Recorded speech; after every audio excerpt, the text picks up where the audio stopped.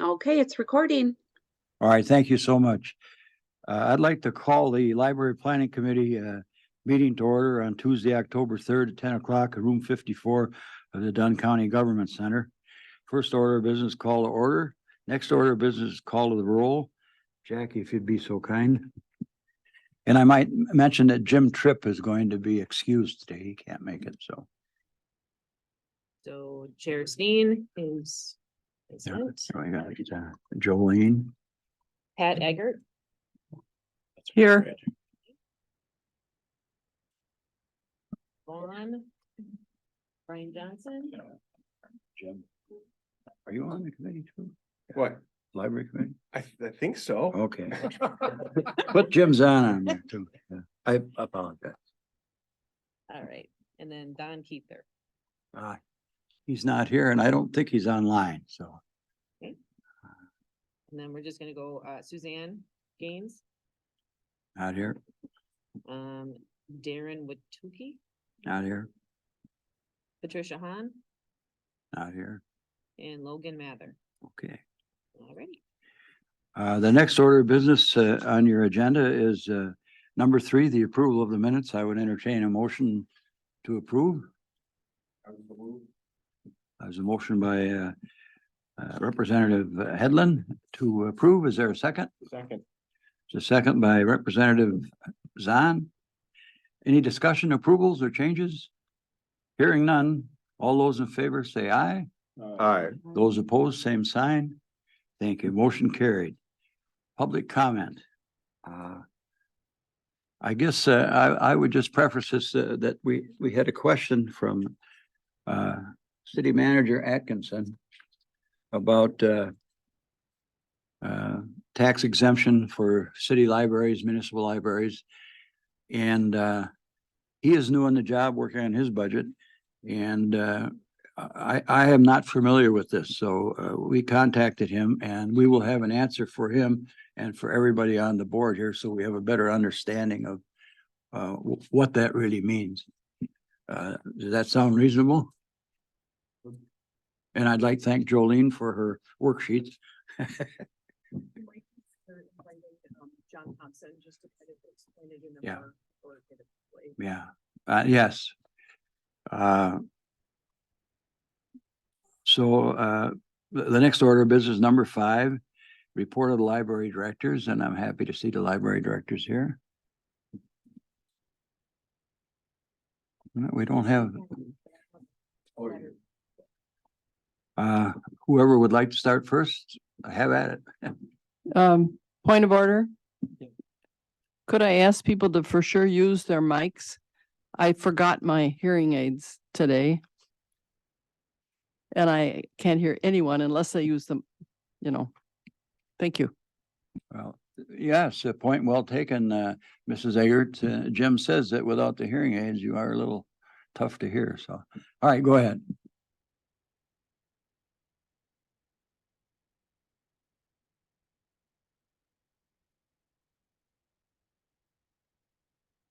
And I didn't use my mic.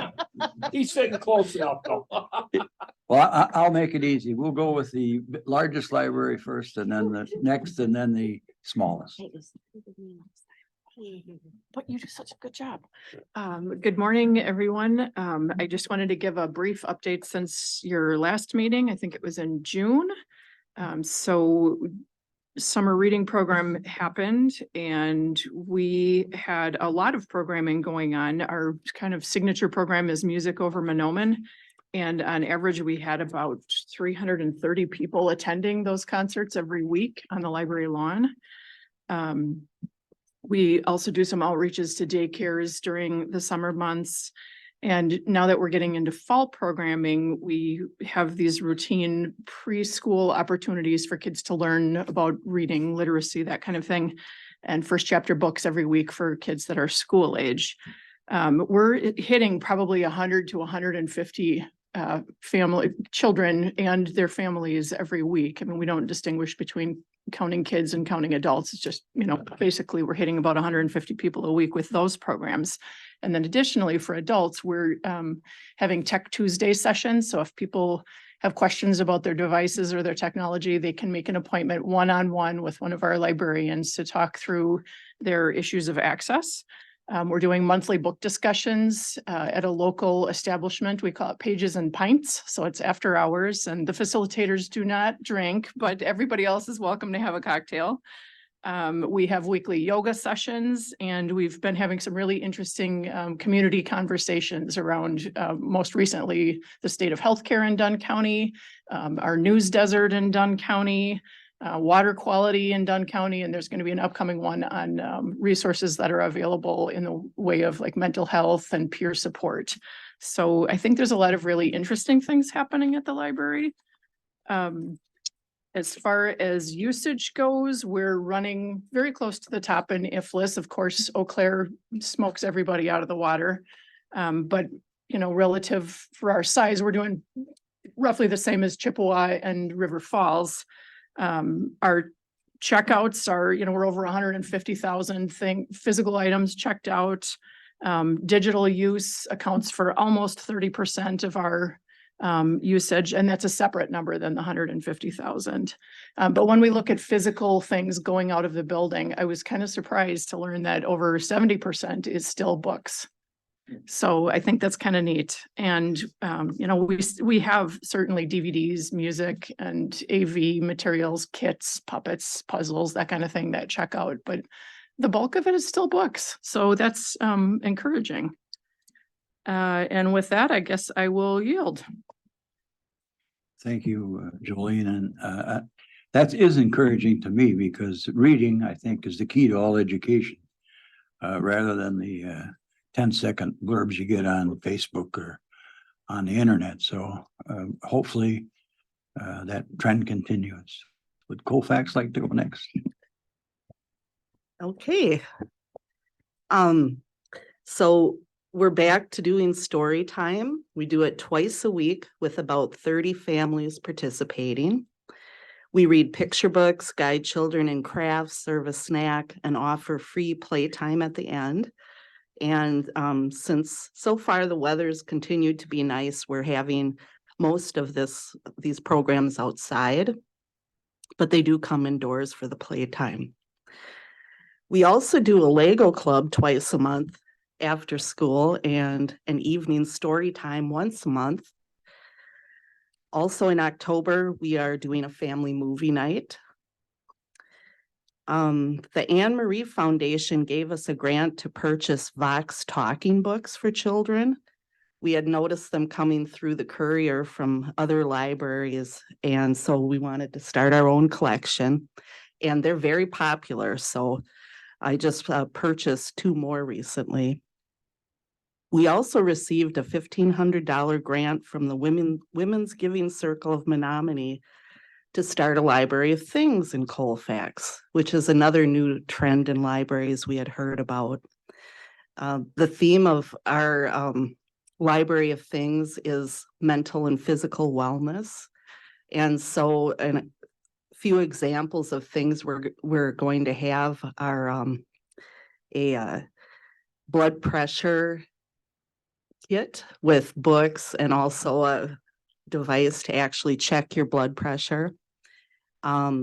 We have things like a sleep kit, a meditation kit. We have musical therapy kits for children and adults. We have kits for testing your water and testing your soil. So we think that these are things that the community is going to find useful and interesting and might draw more people to the library. I'd like to give IFLIS a shout out. They have given me scholarships to pay for 2 classes that I'm taking this month through UW-Madison, one on library administration and the other on developing library programming. IFLIS also awarded me an $1,100 scholarship to attend the WLA conference in Middleton later this month. I had never been to a conference before, so I appreciate IFLIS helping us out in that way. And just thought I'd mention, I recently completed a weeding and collection reorganization project to expand space in the library for two of our most popular collections, adult fiction and local history. We have quite a few people coming through the library interested in local history. So I wanted to kind of highlight, make that section of our library more accessible and interesting. So that's my report. Thank you. I would add to Colfax's report that we had books on wheels, our bicycle. Oh, we did, yeah. Yeah, and kind of a ignominious start. We put it in the fireman's parade and we had a flat tire about that. unfortunate. Parade, so we had to park it. But we're looking forward to that. And I'd also like to mention that Colfax is utilizing some special needs kids to work in the library where they can. And very appreciative of that. Sancre, take her away. How about if I do Callie's first from Boyceville? She had sent an email out. She is training her new youth services librarian starting today. So that's why she's not here. She gave me a library report. It says it was an exciting summer at the Boyceville Public Library. A total of 263 children attended our summer reading programs. We tracked their reading minutes throughout the summer, and they read a combined 10,080 minutes, or 168 hours. In August, we held our 23rd annual Cucumber Run, which is our biggest fundraiser of the year. 102 people participated, and we raised over $2,600. Our circulation has also remained strong throughout the summer and into the fall. Our new patron numbers have almost tripled from the previous year. Our goal is to keep this momentum going by offering many new and exciting programs during the fall. We've also been working on making great progress on our new building project. Our building committee has been working closely with River Architects, and the early concept drawings look very promising. We're considering making our new building net zero, meaning the total amount of energy used by the building on an annual basis is equal to the amount of the renewable energy created on the site. It's great for the environment, and if we go this route, we would be the first net zero library in the state of Wisconsin. I look forward to sharing more information about this project the next time we meet. Thank you for your time, Callie from Boyceville. Well, thank you, Callie, for a good report, and thank you for reading it for us. Mhm. Now we'll hear from Sancre. So we had our summer reading program. We did two different options and we kind of worked them together. We worked with Page Turner Adventures, which is an online program, and they read the stories. You can be on the computer.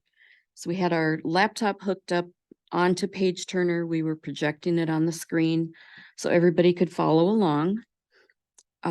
We had a total of 11 programs through July, and we had 120 for attendance, which I think is really good for us. The last program we had was a field day where we were outside and we had all kinds of activities and games for the kids to play. They played a modified version of volleyball with pool noodles and balloons. We also they had a water balloon fight. I had made some little crocheted water balloons so we didn't have to go hunting plastic or latex, whatever it is, and put a bucket of water and they'd soak their balloons in it, and they had a ball with that one, including getting me right about here. And the young boy who did that went, "I'm sorry, Shelley, I'm sorry, I didn't mean to hit you." And it's like, I'm standing here, it's fair game, it's okay. So, and they got to pick out prizes, and we had hot dogs and chips and just had a really good time ending the summer program. We participated in the Moore Passport program, and I heard a lot of great things about other libraries, not only Dunn County, but through the whole Moore system. And I had several patrons that came in and said, you won't believe what we can check out. And it's like, yes, I would. Everything from a pressure canner to a camping kit that a family took on a camping trip with them. And I know I heard about some of your kits from Colfax, and they were impressed with the backpacks, and so it was a very good program. In fact, I heard at a training session that another library system in the state copied our More Passport program, and they started it with their library system.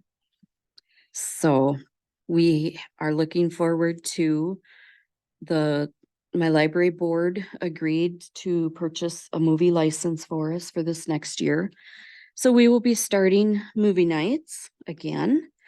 My daughter is helping me plan a Harry Potter party, which has evolved now, I think, into a lock-in type thing. She asked if I could make it staying up all night. We've got some escape rooms that I would like to get planned, along with an eclipse training that I went to.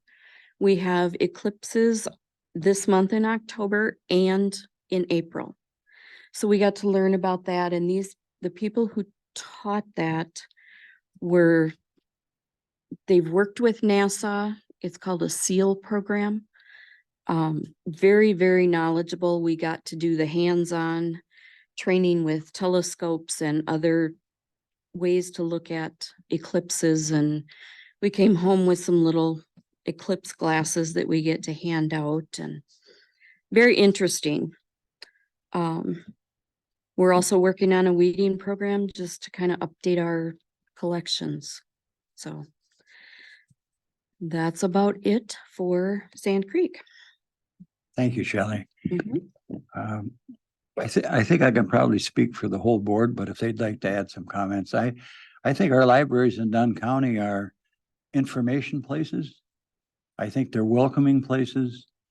And I think they're a plus for each community and for the county as a whole, to disseminate information that might be valuable to people concerning human services, ADRC, the health department, different things. I think it's from my experience here and from what I see, a plus for every village. You know, this is the way I look at it. I'd like to thank you, ladies. It's and maybe you don't get enough thanks. I don't know, but I think a lot of times taxpayers just figure it'll be run all right, and that's the way it is until something goes wrong. And so I appreciate the efforts to make things good. There's any other board members want to make a comment along those lines? Or derogatory comment, any kind of comment? Any kind of, Mr. Chair, if I may. Yeah, the building program in Boyceville is starting, in my mind, to become exciting. As you could probably hear in the tone from Callie there. Then our last meeting, and we'll have one again later today. They presented 3 different possible, prospective plans for the library, and the group that's serving as a board to direct that group, a building committee, I think had it down to 2, and hopefully today I'm hoping that they got it down to 1. But it looks really good. We were, always concerned about a site and enough room and so forth. But I think, it's going to go the way that, the community is going to want it to go. And so hopefully, once we get that, perspective drawing and schematic plan, you can start showing it to the community, and I think that'll build the support we need. So, we're hoping this time around we can take it to the end and get a new library building. Thank you, Vaughn. Any other? Yes, I just gotta ask Vaughn a question. Where is it going, Vaughn?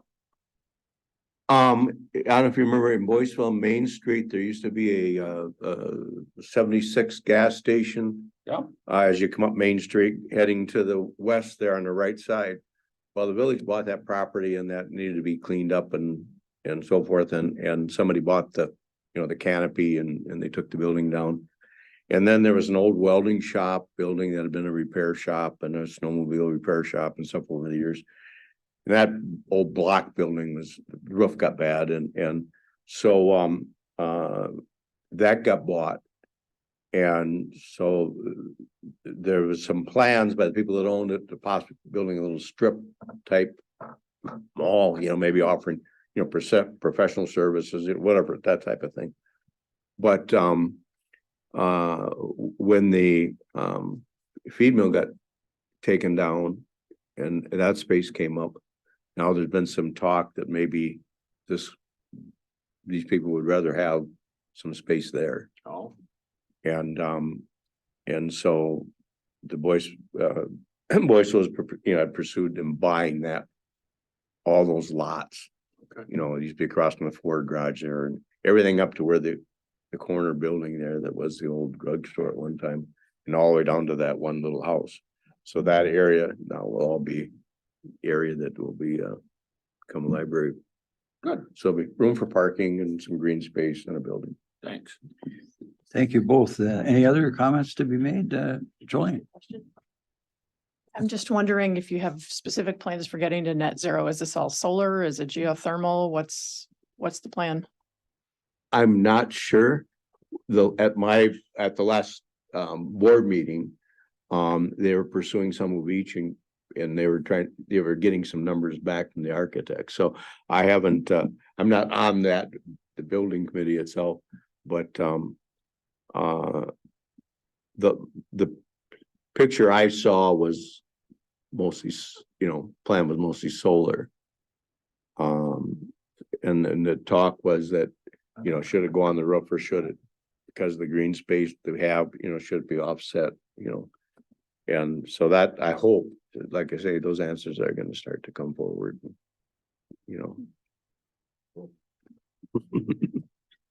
Yeah, solar is really taking root. I don't know if anybody that comes down on B, I know Brian does, but there's about a 5-acre solar piece there that a farmer's putting in. And so you're seeing the more and more, and I understand the payback on solar much quicker than on wind, if I understand it correctly, so.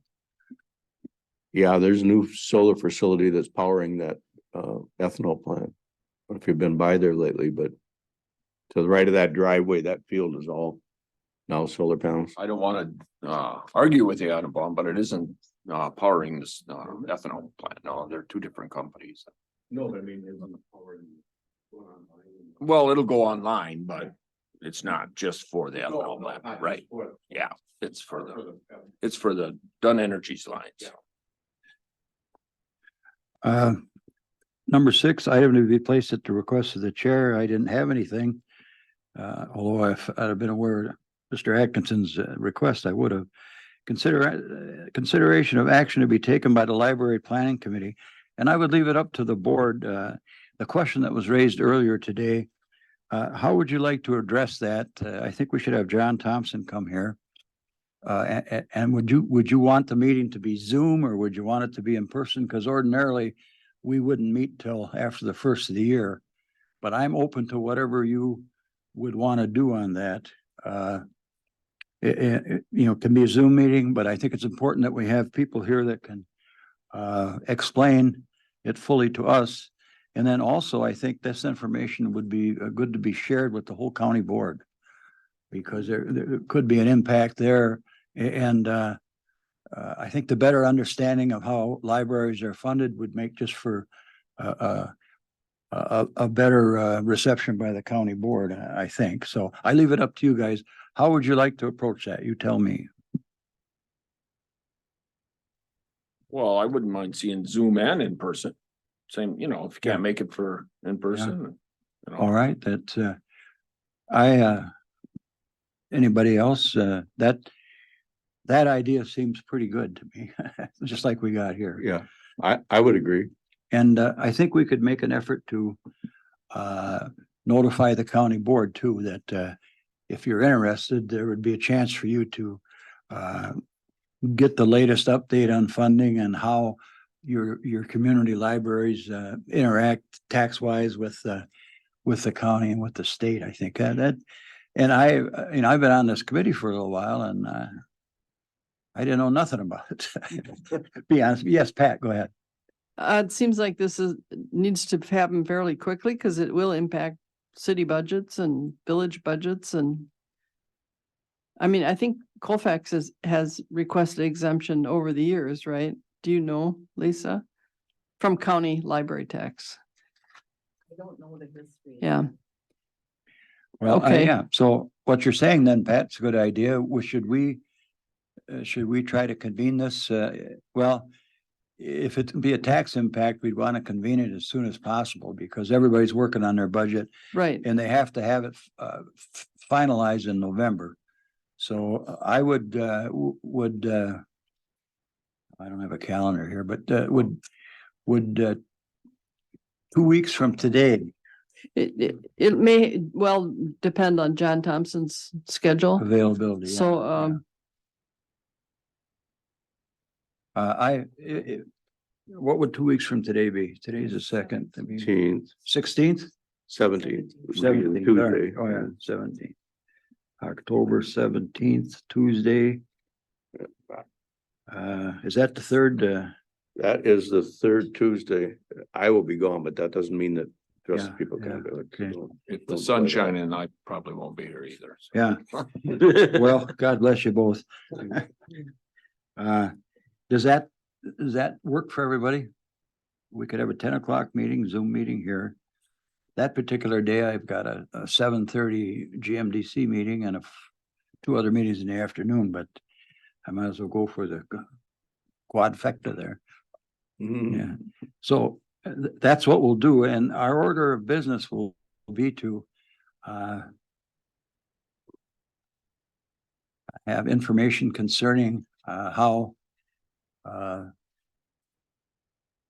will I word this?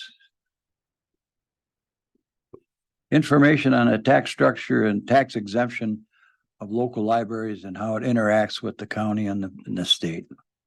Yeah. Yeah. Uh, Go ahead. Should we invite the village presidents and city, Mr. Atkinson from the Menominee Yes, I and think the we village should. board presidents from the Yes. other communities? I think, Because I think, like you say, it's a budgetary thing and I think you were reading in that outline or something, weren't you, that once a year, this is all supposed to formally take place? Okay. I'm sorry, I broke the bear. no, it's better, no, rather than, it's good to get it faced and corrected and understood moving forward. And of course, we've had some new librarians and some new board members and, sometimes you don't know what you don't know, and it's always good to have this history.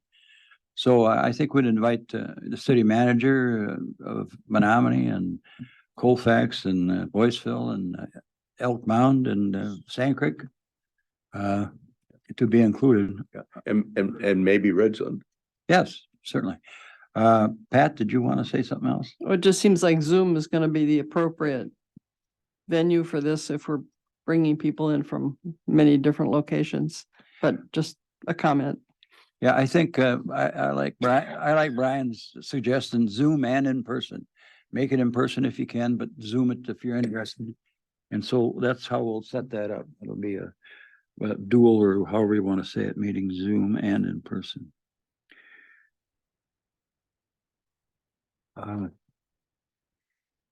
Is there any other items that people would want to address? Hearing none, our next meeting date is to be determined and we just determined it. So it's October 17th, Tuesday at 10 o'clock at room 54 with quite a list of invitees there. I do have one other thing. Sorry. Yes, go ahead. We are celebrating 150 years of library service in Dunn County this year. So there is a group, John Grape. I don't know him, just the name. Yeah, Well, actually, it's next year. okay, And John Grape is the president of the Menominee Library Board of Trustees and wanted to invite participation from all the Dunn County libraries so that we all benefit from perhaps greater visibility and attention. So it started with this tiny little privately funded library in Menominee, but of course, when Mr. Stout started building his boxes of books and sending them out into the county, it wasn't that much after the fact. So our intention was to invite everybody, to frame it as 150 years of service in Dunn County rather than Menominee's had a. So that's coming up next year. And Shelley, do you have the date for that? It's at the end of the month, I think yes, October 30th at 4 o'clock at Dunn Okay. County Historical Society. There will be the meeting. Yep. I think it would be appropriate if your group or that group would get their information, get it to the county executive. And we'd probably want to recognize that. And I'd also suggest to our local librarians that you get the date that when your libraries were formed, and include that. Because I believe in Colfax, I believe our library was formed in 1917, which is 2 years after and the Women's Club did it, and that's 2 years after our auditorium was built. So, and I was misinformed on that, but I had a Women's Club lady straighten me out on who got it together, So anyway, and so, yeah, I think that would be very good going forward. Does anybody else have any comments? Well, I was gonna ask Gary, was there the public meeting for the library plan and did that get approved by Dunn County? In the minutes. Yeah. No comments. Public hearing was closed.